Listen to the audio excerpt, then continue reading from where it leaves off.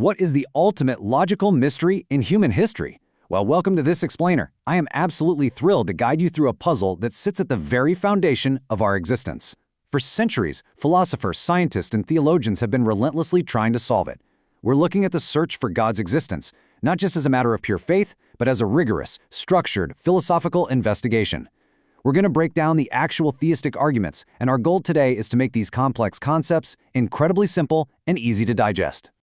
So, think about it for a second. Why is it so incredibly hard to definitively prove or even disprove the existence of God? Go ahead and put on your detective hats right now, because when we're dealing with a being that is described as existing entirely outside of time and space, well, relying on physical evidence becomes a very tricky subject. Instead, we're forced to rely on logic, deduction, and reasoning to build our case.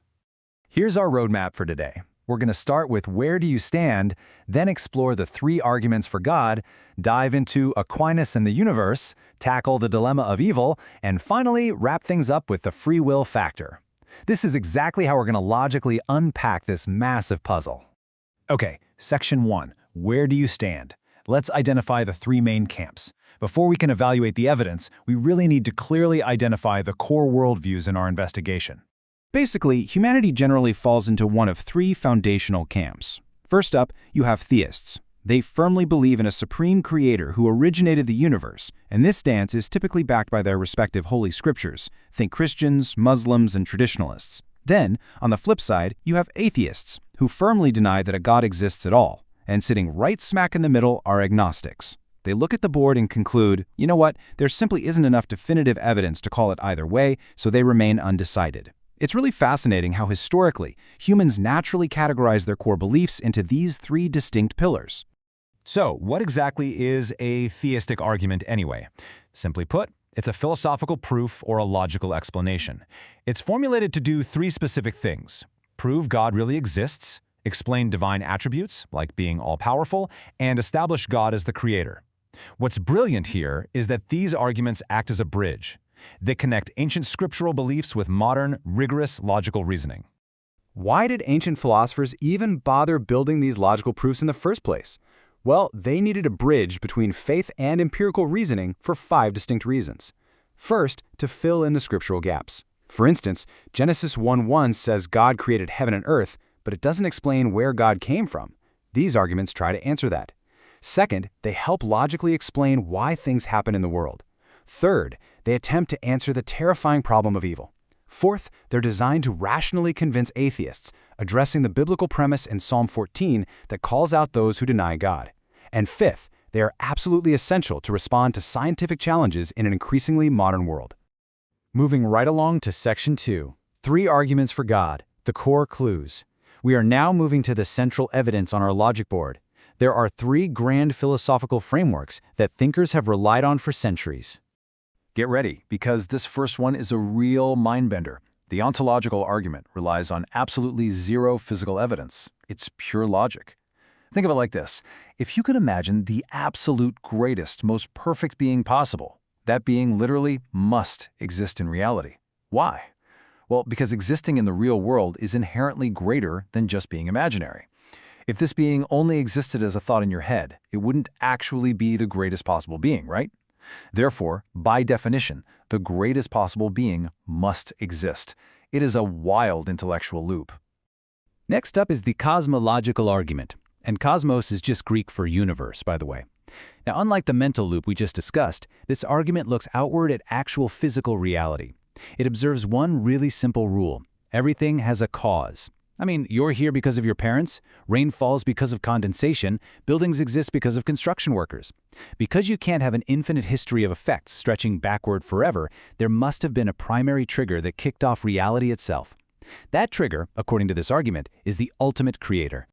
Finally, we have the teleological argument, often called the design argument. Telos means purpose. This is arguably the most popular proof out there because it relies on our everyday observations of nature. It focuses entirely on the breathtaking order of the physical universe, pointing out that nature exhibits an extraordinary level of complexity, harmony, and purpose. It argues that this kind of perfect order simply cannot happen by random accident. Picture this. You're walking through a field and you find a functioning pocket watch just lying on the ground.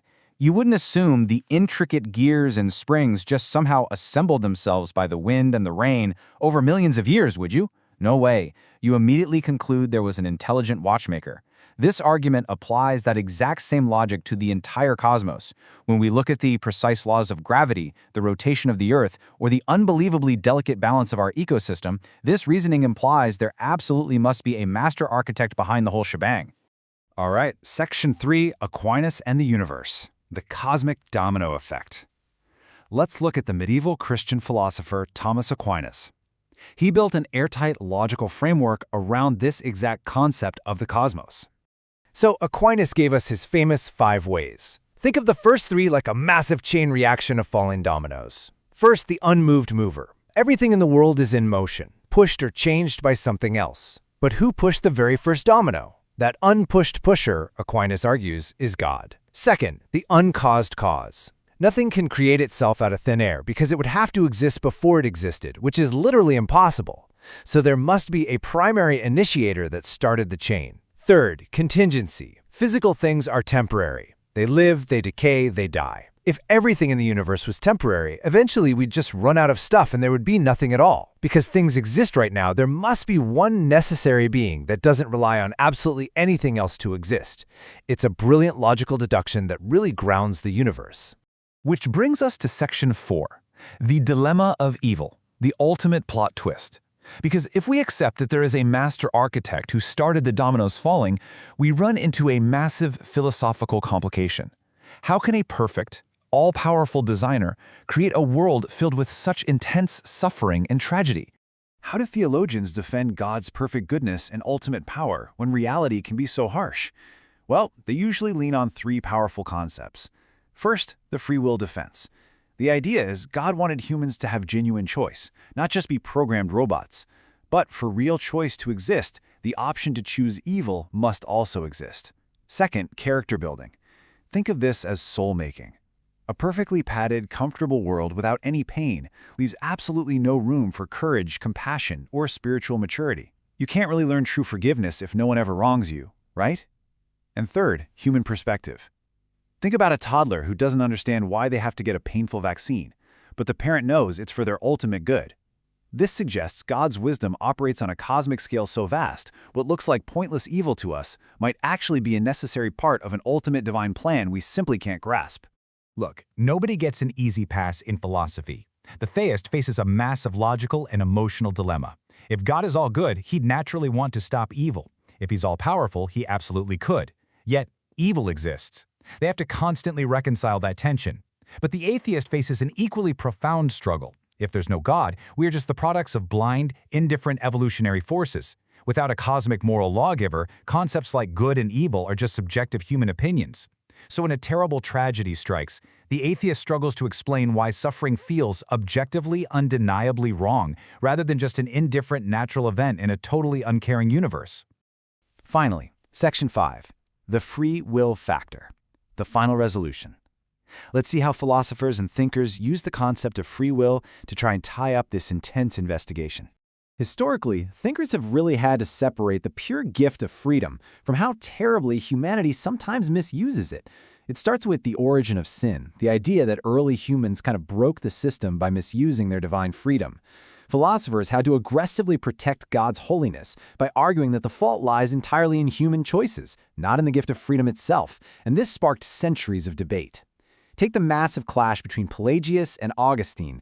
Do we still have perfect free will today, or is our fundamental human nature inherently corrupted right from the start? Ultimately, philosophers point out that it's this exact potential to brutally misuse our autonomy that forced humanity to create social contracts, ethical frameworks, and laws, really just to keep us from destroying one another. So how do we treat human action today? It really comes down to 2 opposing schools of thought. First, libertarianism. And no, not the political party, but the deep philosophy. It argues we have true, unburdened free will. This makes individuals the absolute captains of their destiny, which is totally essential if we're going to hold people morally accountable and maintain a justice system. On the flip side, determinism views human behavior as a direct result of specific inputs, like genetics, upbringing, or past trauma. Determinists argue this worldview is actually a lot more constructive for society. Instead of just pointing fingers and punishing people, we can scientifically predict behaviors, treat root causes, and actually design effective rehabilitations. Which leaves us with a deeply provocative question. If free will grants us the capacity for both profound good and terrible evil, who ultimately bears the responsibility for human actions? Is it the creator who designed the complex system, the universe that shaped our environmental inputs, or the individual who makes the final choice?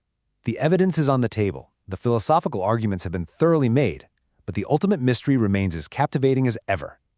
Thank you so much for joining me in this explainer, and keep questioning everything.